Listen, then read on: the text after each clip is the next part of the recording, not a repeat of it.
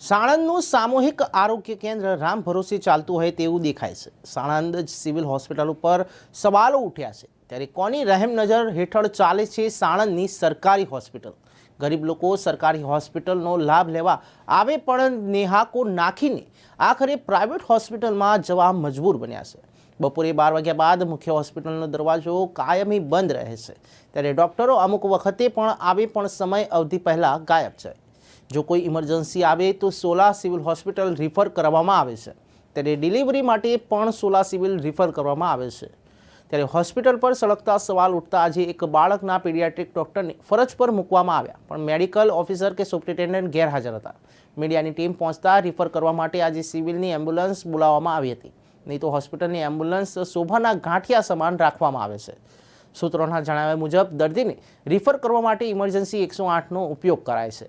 હોસ્પિટલમાં medical officer હાજર ન રહેતા રઝળતા જાગૃત નાગરિક દ્વારા સુપ્રિન્ટેન્ડન્ટ સવાલ કરતા તેમની સાથે પણ ગેરવ્યવહાર કરી બોલાચાલી કરી અને રાજકીય નેતાનું નામ લઈને ધમકી આપવામાં આવેલ, તેમજ વ્યક્તિને થપ્પડ મારીશ બહાર નીકળી જા એવું પણ કહેવામાં આવેલું। તેથી જાગૃત નાગરિકે ના છૂટકે આખરે પોલીસ ફરિયાદ પણ કરેલ છે। શું કોઈ રાજકીય સપોર્ટના કારણે આવી બીજા લોકોને પણ સુપ્રિન્ટેન્ડન્ટ આ રીતે ધમકી આપતા હશે?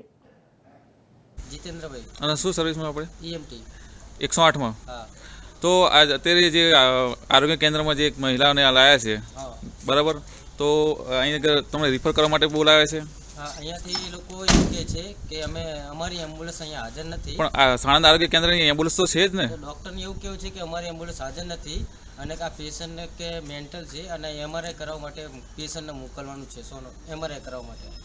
હવે એમઆરઆઈ કરવા માટે તો 108 કે થોડીક લાભ ઉપર દે, એમની એમ્બ્યુલન્સ હોવા છતાં ડૉક્ટરને આપણે એમ કહીએ કે તમારી એમ્બ્યુલન્સ છે તો ડૉક્ટર ના પાડે છે। અને આજનો અત્યારે તમને શેના માટે કોલ આજ બનાવ છે કાયમનો? અત્યારે શા માટે તમને કોલ કરીને બોલાયા? ડૉક્ટર એવું કહે છે કે એમઆરઆઈ કરાવવા માટે પેશન્ટને આગળ મોકલવાના છે।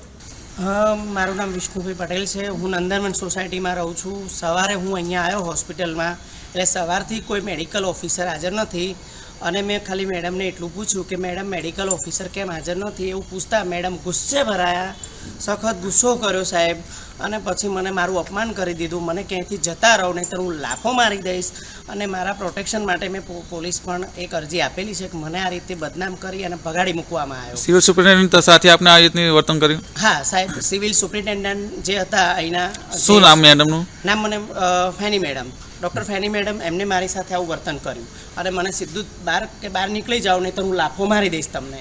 એટલે મેં ખાલી ફક્ત એક જ પ્રશ્ન પૂછ્યો, મેં નહોતો પૂછ્યો, મારા સિનિયર એક ડૉક્ટર હતા, મેં પણ પૂછ્યું પછી કે મેડિકલ ઓફિસર ના હોય તો હોસ્પિટલ કેમ નહીં ચાલે, એવું પૂછતા એ ગુસ્સે ભરાયા, ખૂબ જ ગુસ્સે ભરાયા અને મારા ઉપર ગુસ્સો કરીને મને એમ કીધું કે હું કનુભાઈને પણ ફોન કરીશ અને તમને બધાને હું એમ કહીશ કે શું કે હું જોઈ લઈશ તમને, આવું કહીને મને ભગાડી મૂકવામાં, મારું અપમાન કરવામાં આવ્યું। કદાચ મને લાફો મારી દે સાહેબ તો એનું છું।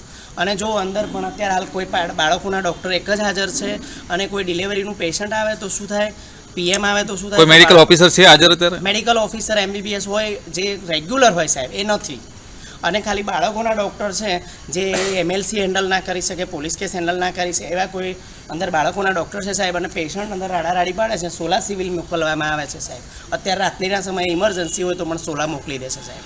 રાતના કોઈ પણ ઇમરજન્સી હોય તો કે કોઈ ગર્ભવતી મહિલાઓને લાયા હોય અથવા તો કોઈ બીજી એક્સિડન્ટ હોય તો શું કરે છે અહીં કે તો અત્યારે કોઈ સારવાર થઈ શકે છે? ડૉક્ટર છે, સારવાર થશે કે નહીં એ મને ખબર નથી, પણ અંદર બાળકોના ડૉક્ટર હાજર છે, મેડિકલ ઓફિસર નથી, જે ડિલિવરી કરાવતા હોય, જે પોલીસ કેસ જોતા હોય અને પોસ્ટમોર્ટમ જોતા હોય, બધું જોતા હોય, એ ડૉક્ટર નથી, મેડિકલ ઓફિસર નથી, ખાલી ફક્ત ને ફક્ત બાળકોના ડૉક્ટર છે। એમને તમે જઈને પૂછી શકો છો કે શું એ બધું કરી શકશે કે નહીં। તો આ આપણી સાણંદની જે મારી અવાજ છે જે જનતા માટે છે, તો અહીંયા જે લોકો આવે એના માટે મેં અવાજ ઉઠાવી છે। આજે સવારે 9 વાગ્યાથી કોઈ મેડિકલ ઓફિસર નહોતા, ફક્ત ને ફક્ત ડેન્ટિસ્ટ પોતે દવા આપે છે, એ અધિક્ષક ચાર્જમાં છે, પોતે જાતે ઓપીડી બધું મેન્શન કરે છે અને પછી એમ કહે છે કે સીડીએચઓને મેં જાણ કરેલી છે અને ડૉક્ટરે મૂલે એવું સીડીએચઓને લેટર મોકલ્યો છે કે નહીં કે અમે પીડિયાટ્રિકને રાતે મૂકીએ કે ના મૂકીએ, ખાલી એમ જ 2-4 દિવસ થયા છે એમના મૂક્યા છે। રાવળ સંજય જગદીશભાઈ। અને કોને લઈને આવ્યા હોસ્પિટલમાં અત્યારે? હું સીએનજીથી આવતો હતો ગેસ નખાઈને, એક મતલબ બહારનો કોઈ વ્યક્તિ હતો, મતલબ રસ્તામાં પડે બૂમો પાડતો હતો તો એને લઈને સેવા કરવા મતલબ દવાખાને આવ્યો, મતલબ અહીંયા લાવ્યો, કોઈ ઓપ્શન લેવા સાણંદ આરોગ્ય કેન્દ્રમાં આપણે લઈને આવ્યા? હા બરાબર, પછી કોઈ ઓપ્શન લેવા વાળું છે નહીં, અત્યારે સોલા સિવિલ ખસેડવાનું કીધું છે। કોઈ ડૉક્ટર છે એને શું કીધું તમને? નહીં, હજુ કોઈ રિસ્પોન્સ નહીં મળ્યો. ઇન્જેક્શન મતલબ થોડી દવા કરી છે, હા. બીજો કોઈ રિસ્પોન્સ નહીં આવ્યો, એથી ખસેડવાનું કીધું છે. આરોગ્ય કેન્દ્રમાં હું પીડિયાટ્રિશિયન તરીકે ફરજ બજાવું છું. અને બીજી કોઈ, ધારો કે ઇમરજન્સી કોઈ કેસ આવ્યો તો આપ શું કરો છો? ઇમરજન્સી કેસમાં પ્રાથમિક સારવાર આપીને પછી પેશન્ટને સોલા સિવિલમાં રેફર કરી દઈએ છીએ. ડિલિવરી કેસ આવે તો? ડિલિવરીનું અમને કોઈ જાણ નથી, પણ પ્રાથમિક સારવાર કરીને અમે પેશન્ટને સોલા સિવિલમાં રેફર કરી દઈએ છીએ. અને કોઈ પીએમ કેસ આવે તો? પીએમમાં પીએમ કે એમએલસી કે એવું કરવાની અમને ઉપરથી આજ્ઞા નથી. તો સાંજના સમય, રાત્રિ સમય કોઈ ઇમરજન્સી કે ડિલિવરી કેસ આવે તો આપ હેન્ડલ ના કરી શકો? પ્રાથમિક સારવાર કરીને અમે સોલા સિવિલમાં એને રેફર કરી દઈએ. તો શું રાત્રિના સમયે કોઈ મેડિકલ ઓફિસર હાજર હોતો નથી? એનું મને જાણ નથી, પણ અત્યારે હાલ હું ફરજ પર છું.